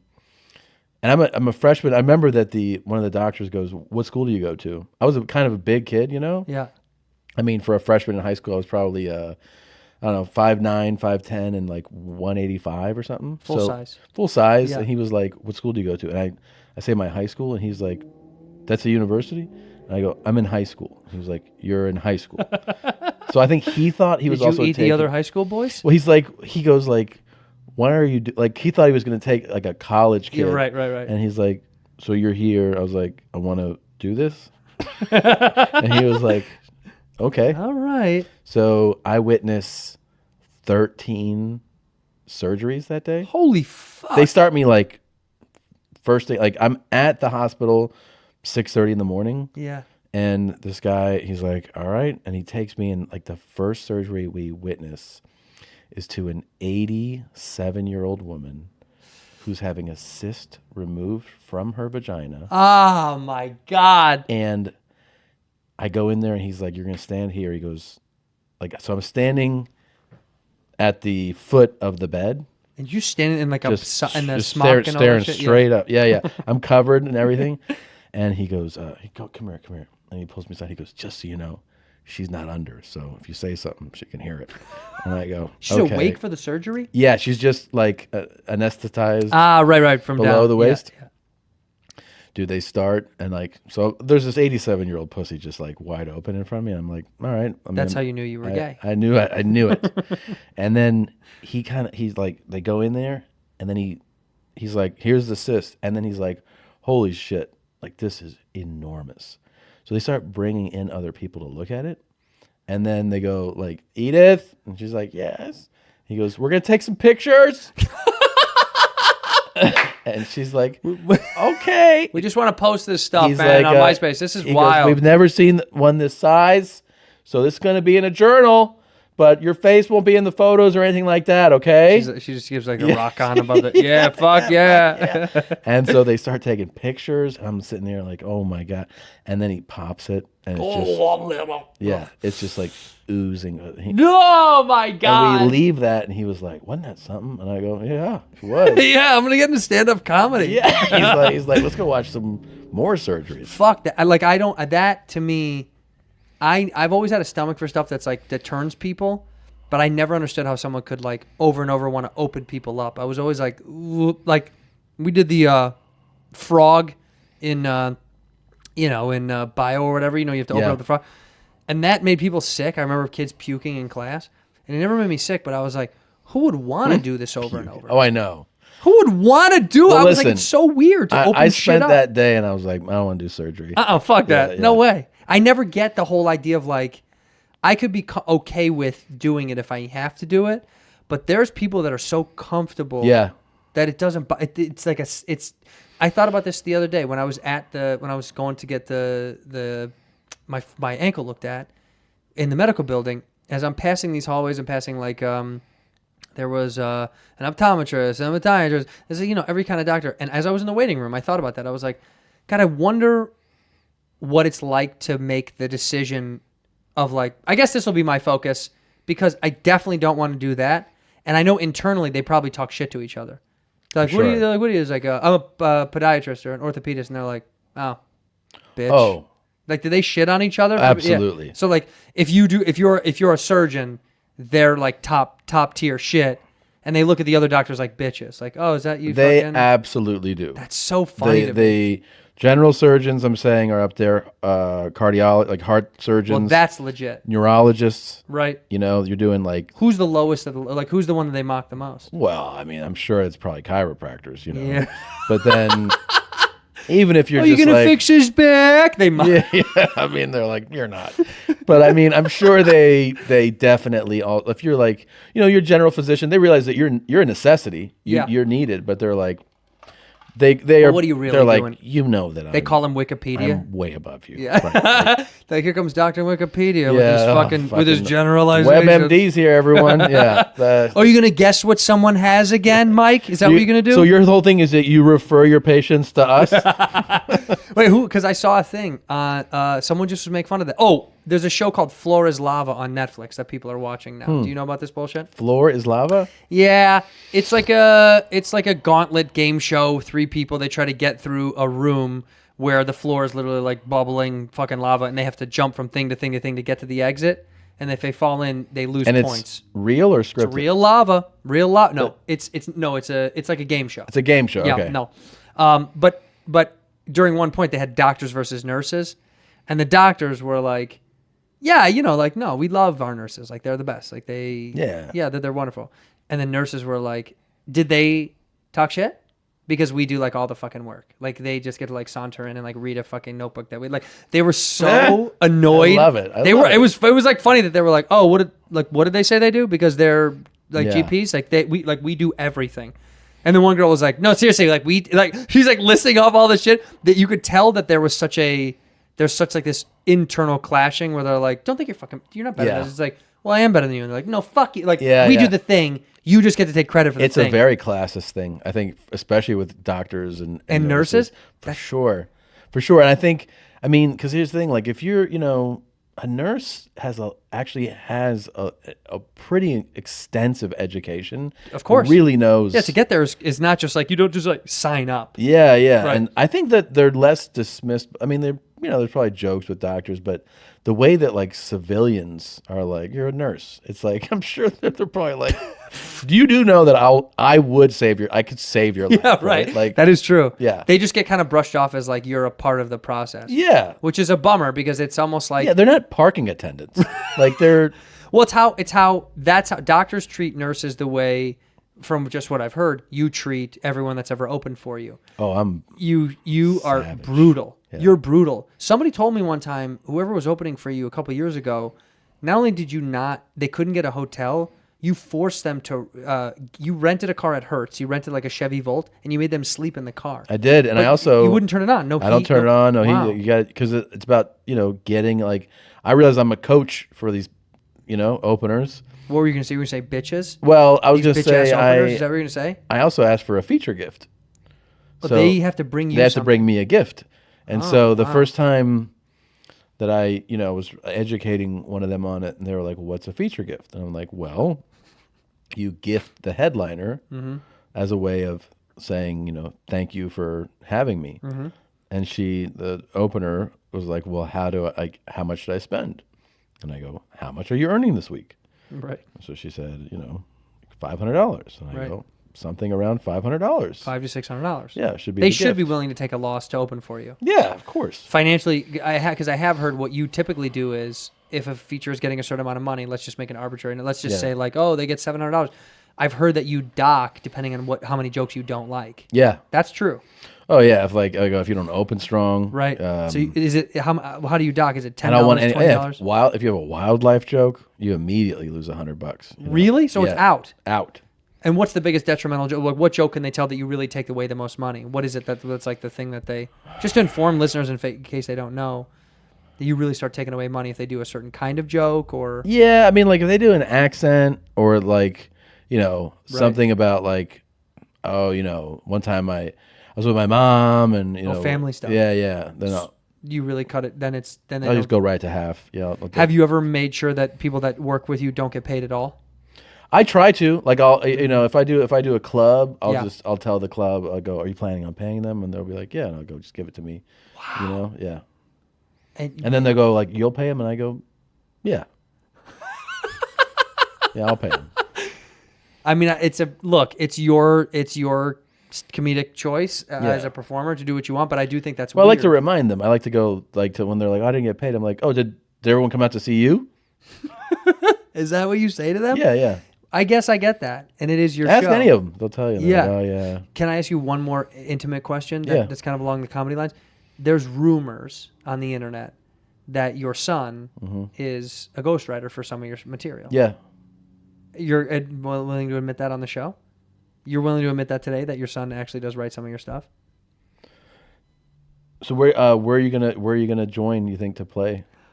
Dude, the deflection is so obvious. I'm not deflecting. I'm saying You're deflecting, dude. You said you were gonna join. You're deflecting because your son writes your shit. You're saying that because. And I cannot wait for this to come out so people can hear finally that, like, people always are like, Tom's so funny. Like, I have friends that go, I love Tom. Oh, you're friends with Tom? I said, yeah, we're cool. Yeah, I love Tom. And, oh, dude, I think Tom's so funny. He's a genius. People say that kind of bullshit, that they think you're this comedic, fucking like a phenomenal comedic entertainer and you're so funny. And for years, I've been like, there's no fucking way that he does his own stuff. Yeah. And I thought that he doesn't steal jokes from peers, because I know you don't steal from comedians, but I go, he's getting it from somewhere. So is it your son for real? Here's what I've heard. Yeah. I've heard that you can join a club socially, or you can join them to play just play golf. But you get a better deal. Yes. I think if you join socially, then you don't have golf access. Well, So you gotta to be honest, yeah. I'm not joining a club. That was just to bait you to find out. You're not gonna pull join a you club? have. I just wanted to find out if you could had some pull in some town to get me into some things. Do you feel like when you argue with someone that your heart rate goes down? Yeah, actually. Really? Yeah. That's a psychopathic trait. Yeah, it goes way down. Like if we get into a debate, I calm down. You calm down? Yeah, because I feel like I have to, because you sink low, everything slows down, so I can start picking out stuff. So your heart rate doesn't race and you don't get short of breath? No, at any moment I like I saw that big gold thing over there, and I thought I could hit him over the head with that and hurt him bad. And that calmed you down. It makes me feel good. Yeah. That's a good sign. That gives me like a solace of the moment. Dr. knowing- Drew was telling me about that. He was like, and some people, because we were watching a confrontation on a video clip. Arguments? Yeah, and he was like, Tell me it was the woman calls the girl an N-word and she fights her.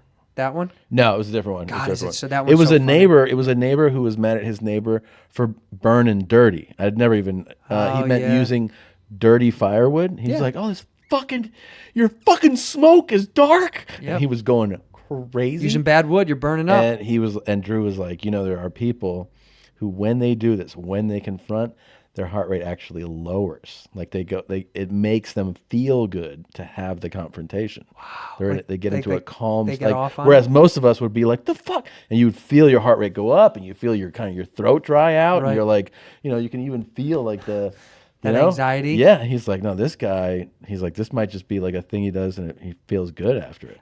There was a woman who was flying through the neighborhood. This is crazy.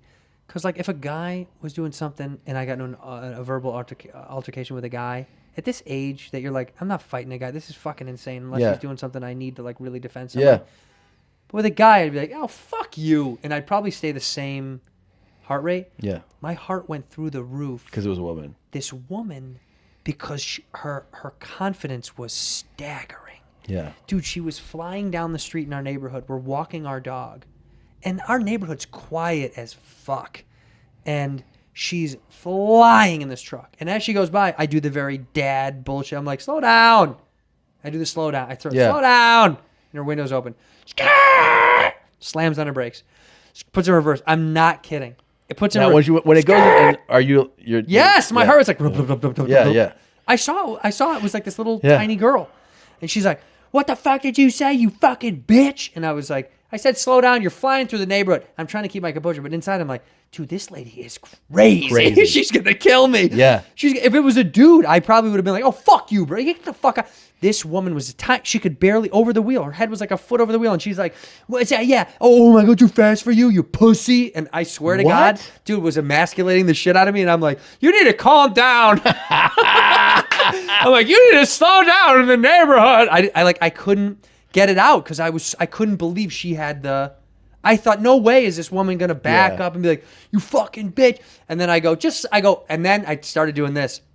I started saying, you need to relax. You need to relax. That killed her. Oh yeah, dude. She's like, oh, I need to relax. How old was she? Huh? How old was this? Oh, maybe. I mean, 38, but with drugs, 46. Yeah, you know what I mean? She had a tough day. She had a really tough time. Usually, like the druggies though. Yeah. They'll do that shit. Oh yeah. I've had the confrontations. Oh, she's ready to fight. Yeah, I had. This was not drug related. Mm-hmm. I have a car where I just had a crazy exhaust put into it, and I was shifting manually, and so I went to shift in this neighborhood. And you could hear like like when I shifted. I wasn't going crazy fast. But it does sound so nice. But it sounds nice. And this guy walking down the street, he just goes like this. I've been that guy, by the way. So you know what I did? I was just kind of a psycho move. I was driving, I went like that to him. Yeah, I like fast cars. And then I just kept going. Yeah, you don't have to stop for that guy. No. But I do think if you're flying through, if you're going super fast, like absurdly fast on the freeway or on major roads, I'm cool with it because I like fast too. Yeah. Neighborhoods. No, it's not cool residential. I just think you're a dick. Like you are. If you want to speed, go on the main road. If you want to flip your car on the freeway, do it, dude. Yeah. I want to watch it. Whenever I see someone flying, I'm always like, do it. I want it when people are cutting through lanes. Yeah. My dad is always like, look at this fucking guy. You know the guy that's like changing lane. Yeah. My dad's always like, this asshole. And I'm always like, nah, I love it because I want to see. I want to watch it. Yeah, if I'm behind it, I want to see it. When I was a kid, I've told the story before. My dad and I watched a car, no shit, I watched a car go from the opposite side of a freeway over onto our side of the freeway with my own two eyes. Yep. Watched it happen. He must have either fallen asleep or avoided clipping someone and went over wasn't a medium, it was the old, there wasn't concrete mediums. It was like on the Kennedy Expressway and it was like a guardrail. They were almost like mini guardrails. You know, they were just single strips. Flipped over there. It cracked over and then spun. Yeah, watched it happen as a kid. I was like 9. I remember. What's the deal with airplane peanuts? Dude, I remember being in school and statistics or something, and it was freshman year in college, and the teacher's like, statistically speaking, there was 1,400 kids in the class. He'd be like, 2 of you guys will die in car accidents. 1 of you guys will be a registered sex offender. She was right, wasn't she? No, I remember standing up and going, not it. That's what I said. Right? The teacher said that. Not it. Leave City Grill in Tucson, Arizona, dude. I'd get in the car, bro. I'd put in Abbey Road. I had a cassette tape, dude. Yeah. I had a cassette tape, bro, and I'd put that in. And somebody stole my passenger seat out of my car, dude, and I didn't give a fuck. Jacked the whole bro. seat. Yeah. You had a race car at that point then. Yeah, it was just like if you got in the front, you had to sit in the back. You know, it was like that. And I would just put that in. And one song and a cigarette. I could time it where it would last me until exactly I pulled it in my mom's driveway. Damn. Pretty good. Didn't that feel good? God, it felt good, man. What was your cigarette of choice? Usually a Winston or a Doral. A Winston? What are you, my father? That's insane. That's what my dad smoked. I mean, Winston's and his brother smoked unfiltered Pall Malls. Ooh, that's a veteran of war. Oh yeah. Like it's almost like you have to go to Nam to smoke Pall Mall. They check you at the store. Oh, yeah, like, you go to Nam? He's like, yeah. He's like, okay, you can have the unfiltered. But my uncle used to smoke They non-filtered show Pall you a picture Malls. of like a Vietnamese guy if you cringe a little. Yeah. Yeah. Then I'm like, okay, Yeah, you're good. Just yegging. Dude. What are your last 2 words if you're going to crash? Like, it's barreling down towards the ground, and the pilot's like, this is it, we're going to fucking crash. 2 words, that's all you have. What do you say? Fuck, man. You'd say you ate a lot of meal out of the fuck. That's good. Fuck, man. That's what I really would do. good. But I would My words would be, knew it. Knew it. Knew it. Just to get with it. Just to fuck with everyone's head on the plane. Right? It is, and I would go, knew it! Just to fuck with everyone's. Why do you tell us? I love that idea. No, but you know what I think about all the time? Huh. And I was with my fucking wife on this flight, but it was getting so bumpy. There was a really attractive girl sitting across the aisle, and I think I would kiss my wife first, but then I would also go kiss that hot girl because I thought about that. I thought if we die, I'm gonna get one on my wife, and I gotta get one on this strange hot looking woman. 'Cause that'll be it. I'll never have this again. Dude, I think probably stand up in front of everybody, maybe stand on my seat and just open my ass up to everybody that's back behind me. He's a Jewish Diamond Dallas Page.